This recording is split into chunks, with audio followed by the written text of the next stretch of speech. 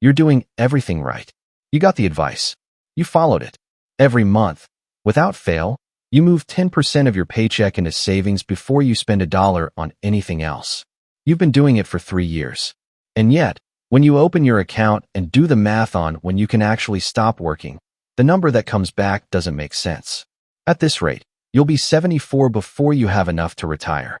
Maybe 71 if the market cooperates. You didn't miss a month. You didn't blow it on something stupid. You did the thing everyone told you to do. So why does it feel like you're running on a treadmill that's slowly speeding up? Here's what nobody told you. The 10% rule was never designed to make you wealthy. It was designed to make you feel like you were doing something. And there's a massive difference between those two things. My name is Coney, and today we're going to run the actual math on what 10% savings gets you versus what it costs you to believe it's enough. Because the gap between those two numbers will genuinely change how you think about every paycheck you earn from this point forward. First, let's talk about where this rule actually came from. Because it didn't come from a financial planner running retirement projections. It didn't come from a study on what it actually takes to retire comfortably.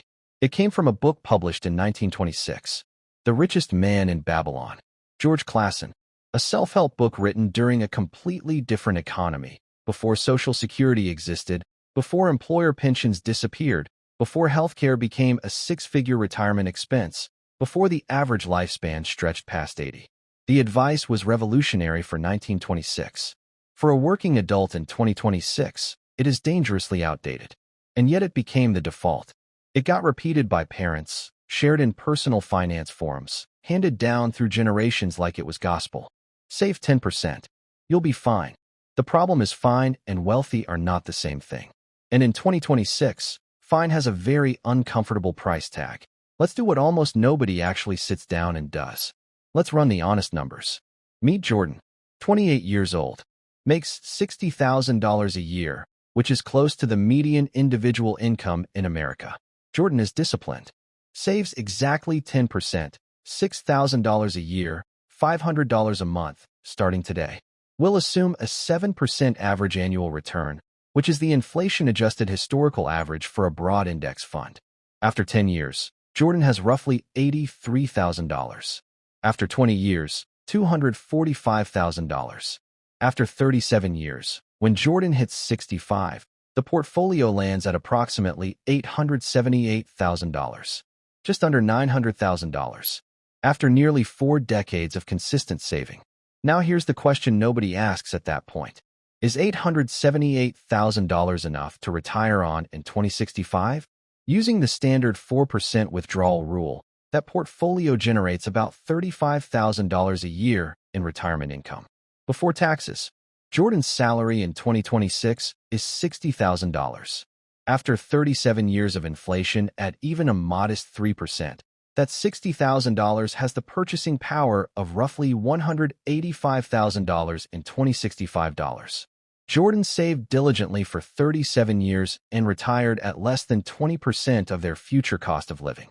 That's not retirement. That's a slower version of the same problem. And that's assuming Jordan never had a year where savings slipped. Never had a medical bill, a job loss, a period of lower income. Never touched the account before 65. Perfect execution of the 10% rule for nearly 4 decades. And the math still doesn't work. So what savings rate actually works? Fidelity's research suggests most people need somewhere between 10 and 12 times their final salary saved by retirement.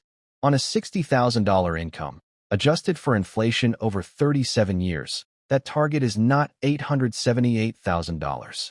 It's closer to $2.2 million. To hit $2.2 million by 65 starting at 28 on a $60,000 salary, you need to save approximately 25% of your income, not 10%. Let that land for a second. The advice you were given requires saving at 2.5 times the recommended rate just to reach the actual target. And it gets more uncomfortable the later you start.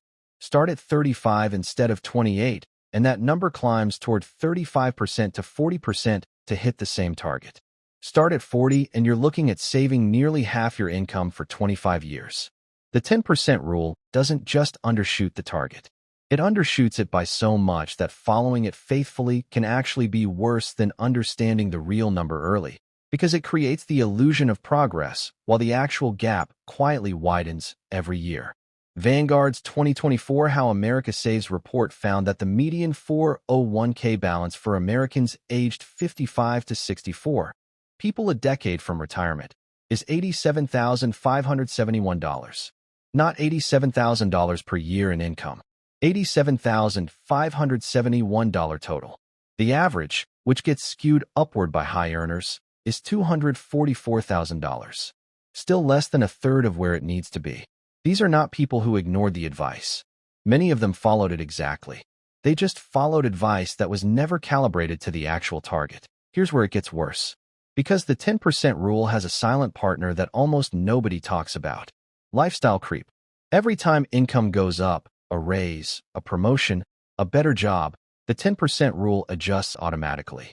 You make more, you save more. Sounds right. But what also adjusts automatically is everything else. The apartment gets nicer. The car gets newer. The restaurants get a tier better. The subscriptions multiply quietly in the background. None of it feels like overspending because each upgrade is individually reasonable relative to the new income. The result is that the savings rate stays at 10% while the lifestyle permanently ratchets up. The gap between current spending and what retirement needs to support doesn't shrink. It grows. Two people, same starting salary, same 10% savings rate. Person A keeps lifestyle flat every time income grows and redirects the extra to savings. Person B does what most people do, upgrades gradually and keeps the rate at 10%. After 30 years, Person A has 3 times the retirement balance of Person B. Not because of better investments. Because of one decision made every single time a raise came through. The 10% rule doesn't protect you from lifestyle creep. It gives lifestyle creep a perfectly sized opening to consume everything above it. So what does work? Here's the framework. The real target isn't a percentage. It's a retirement number. Work backwards from what you actually need, not forwards from a rule someone wrote in 1926. Step 1. Calculate your retirement number. Take your current annual expenses. Multiply by 25. That's the portfolio size you need to generate that income indefinitely at a 4% withdrawal rate. If you spend $50,000 a year now, your target is $1.25 million in today's dollars. Adjust upward for inflation over your timeline. Step 2. Run the honest math on your current savings rate against that target. Most people who do this for the first time discover a gap they didn't know existed. That's not a bad thing. An unknown gap is dangerous. A known gap is solvable. Step 3. Close the gap aggressively while your timeline is long. Every year you wait doesn't cost you 1 year of contributions. It costs you the compounding on everything that year would have produced.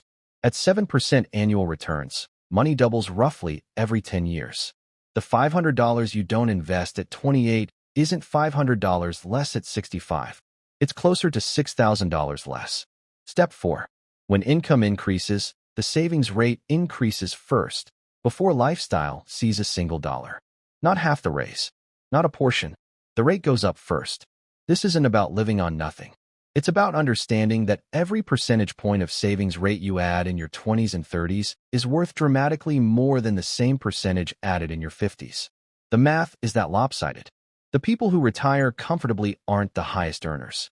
They're the people who understood the actual target, ran the honest math early, and adjusted the rate before lifestyle locked them in. I want to close with something that isn't about numbers, because the numbers are actually the easy part.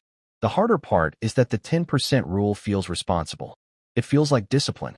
And in a world where most people save nothing, it genuinely is better than nothing. But there's a difference between feeling like you're handling it and actually handling it.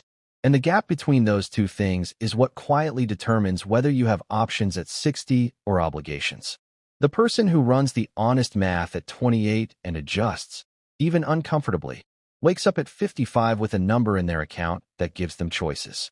The job they actually want. The option to say no.